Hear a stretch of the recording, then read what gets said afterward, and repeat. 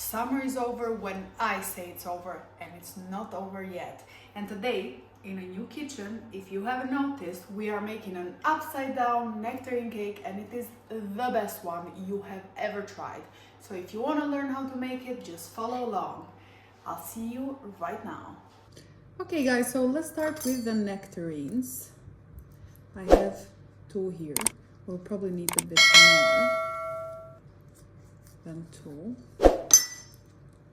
So I'm just taking the seed out. Okay, had to change the knife. Okay, this is a bit better. I am cutting thin slices and I am going to do them, arrange them in the pan in the shape of a rose. You might need 2 or 3 nectarines depending on the size of the pan. The nectarines are done. I am going to wash my hands, messy business, and I'll be back. Brilliant, so now I'm going to take our round pan. I did line it with parchment paper. And I am going to sprinkle some sugar on the bottom of it before we arrange our peaches. If you want, you can caramelize the sugar and pour it on top, but it will caramelize anyway in the oven from the heat. So I am saving you time.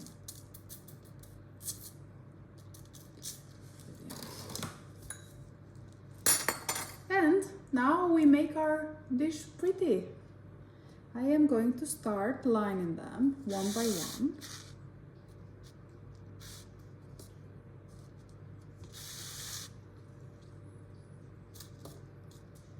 I love being creative, and it's such a high reward dish because when you're done and you remove the parchment paper, it's going to look amazing.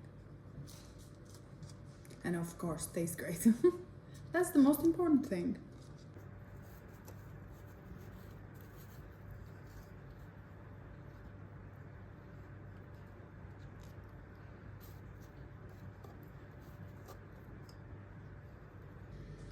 Brilliant. We have our beautiful flour. And now we will get started on the dough. So we have our beautiful flour, and now let's get started on the batter. I have 3 eggs here that I have beaten, and I have some sugar. As usual, the recipe will be in the captions.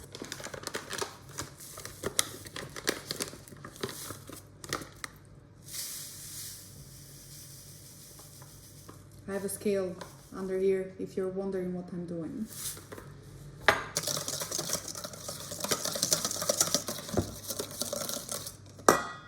Now I have browned some butter and I've let it cool down.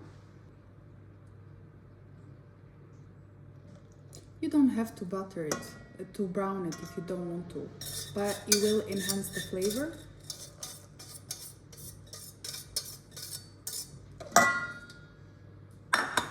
And it smells wonderful.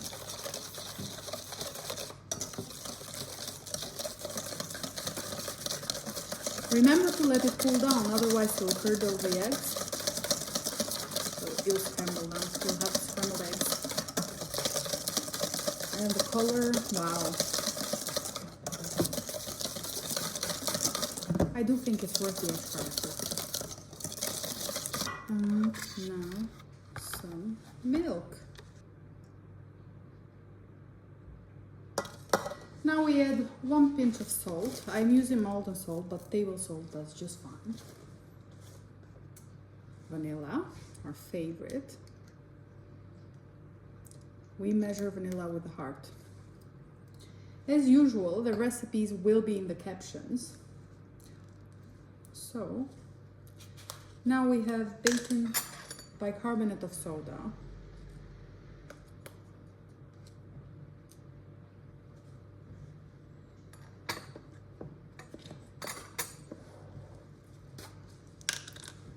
And baking powder.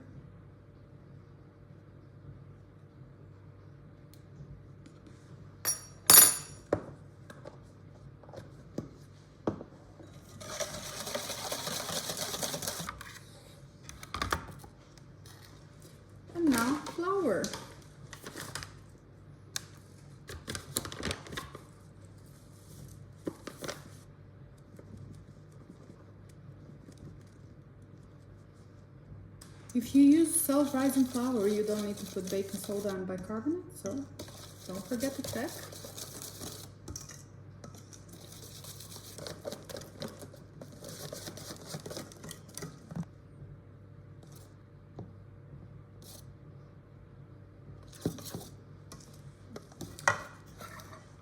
And now we are going to roughly chop the rest of the nectarines and pour them in the batter, and that will ensure a more delicate flavor and it will keep the cake moist.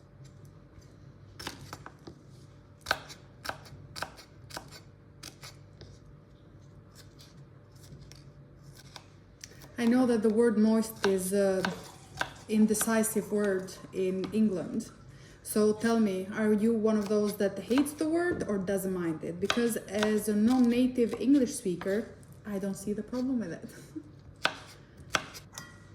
So now we'll pour the nectarines in the batter and we are nearly done.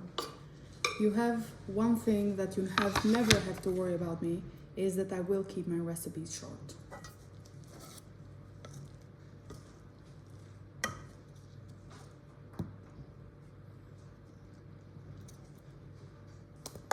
Done.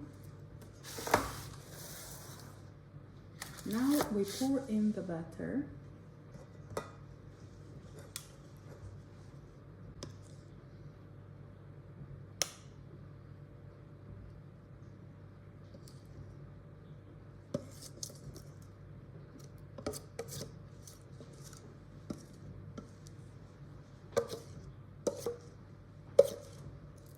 The batter is in and now we bake.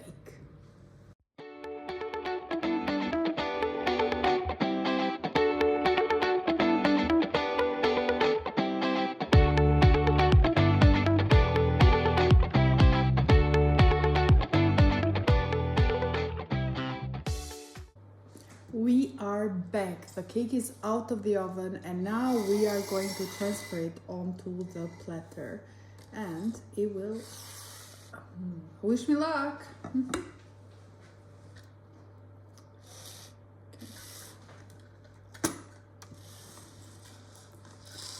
Oh, wish me luck.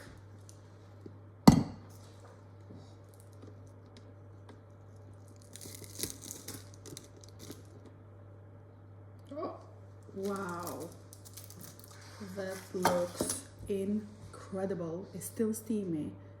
Realistically, you'd want it to cool down for a bit longer before you transfer it, but I am impatient. So let's try it. Can't wait.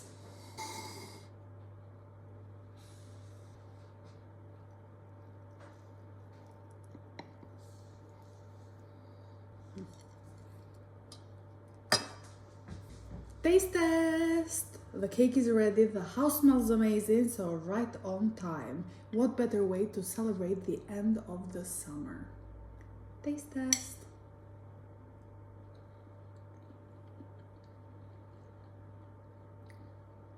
It is incredible. If you try none of my other recipes, try this one. Thank you so much for watching. I really hope you enjoy it, and I'll see you on the next one.